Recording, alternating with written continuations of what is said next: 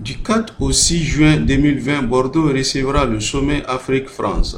Cette 28e édition aura pour thème central « Changer les villes pour changer la vie ». Pour mieux préparer ces rendez-vous internationaux, l'Institut français du Mali a organisé un mois de réflexion sur le thème « Villes durables ». Ces travaux ont démarré le 11 octobre avec l'exposition « Poussée en ville, laboratoire citoyen pour un développement durable de la commune 3 ».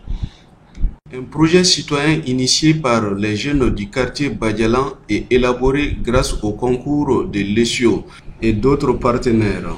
Outre l'aménagement d'espaces verts, le second projet, dénommé Grain Mobile, consiste à réduire la fracture numérique. Ce samedi 26, les différents projets ont été présentés au grand public à l'Institut français du Mali. On a une école actuellement au Badialan 1.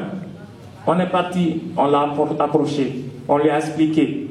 Nous sommes confrontés à un problème avec la mairie qui veut prendre nos espaces et leur donner en bail. Et vraiment, ça, on ne peut pas l'accepter. Si vous pouvez nous aider avec vos étudiants à mettre en place un certain nombre de projets, et c'est ce qui s'est passé.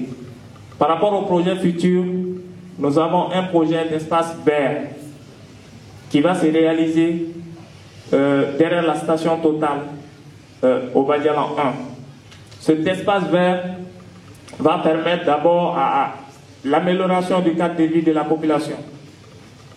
Ça va permettre d'être un cadre d'échange entre la jeunesse, parce que nous allons nous approprier de cet espace.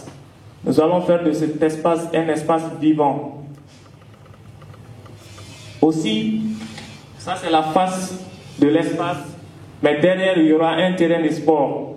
Deuxième projet, chaque fois que nous faisons des projets, nous pensons à une activité génératrice de revenus. Et là, c'est un projet de pépinière dont la gestion sera collective comme toujours. Pourquoi un projet de pépinière? Ça rentre dans le cadre de la protection de l'environnement. Nous sommes toujours dans ces volets. Et la jeunesse y tient vraiment.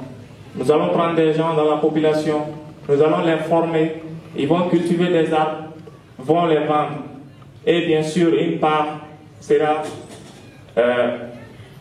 donnée au quartier pour qu'au moins le quartier puisse avoir quelque chose. Nous avons aussi un projet de maraîchage pour la population. Encore. Maintenant, la particularité de ces jardins, c'est que ces jardins seront des jardins connectés. Encore une fois, merci aux étudiants de l'école supérieure d'ingénierie. C'est leur technologie. Ils ont voulu vraiment nous donner ça. Donc, je leur dis merci. C'est une des particularités de ce projet. On a fait ensemble, chaque jour j'étais à l'ESIO comme si j'étais un étudiant, mais j'étais là pour la cause du quartier. Ainsi, on aura des jardins connectés qui pourront marcher avec des téléphones, l'application Bluetooth, Wi-Fi ou autre. Diapo. Actuellement, le Badialan est traversé par le Diafaranako, mais il y a un problème. Est en phase de dégradation. Et ça, au vu et au su de tout le monde. La jeunesse du quartier a décidé d'abord de passer à la sensibilisation de tous les riverains, pas que du Badialan 1 seulement, de tous les riverains qui sont au niveau de ce marigot, leur sensibiliser sur la question de la nature. Ainsi, nous allons activer notre brigade verte qui est actuellement dans le quartier. C'est un gros travail. S'il s'agissait que de Badialan seulement, ça allait être facile, mais sensibiliser tous les riverains du Diafaranako, ce n'est pas une mince affaire, mais nous allons y arriver, Inch'Allah. Toujours dans le cadre des projets futurs, les grains mobiles. Actuellement, un phénomène nouveau se trouve au niveau des grains. Les grains, c'est une tradition malienne. C'est quoi? C'est que tout le monde a son smartphone, les yeux braqués sur ça. Pratiquement, il n'y a plus de causerie. Sauf si je dis un mot ensuite. Et qu'est-ce qu'on fait avec ce smartphone? C'est juste Facebook, WhatsApp. Ce projet de grains mobiles va permettre d'aller vers les jeunes, leur expliquer beaucoup d'innovations sur le plan d'Internet. Ça va aussi permettre de réduire la fracture numérique. La troisième composante de ce projet est artistique et culturelle, les os de Sidiki.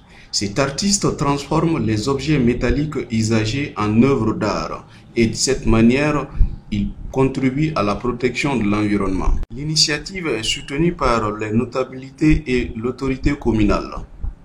Les initiateurs attendent impatiemment les financements pour réaliser ces idées.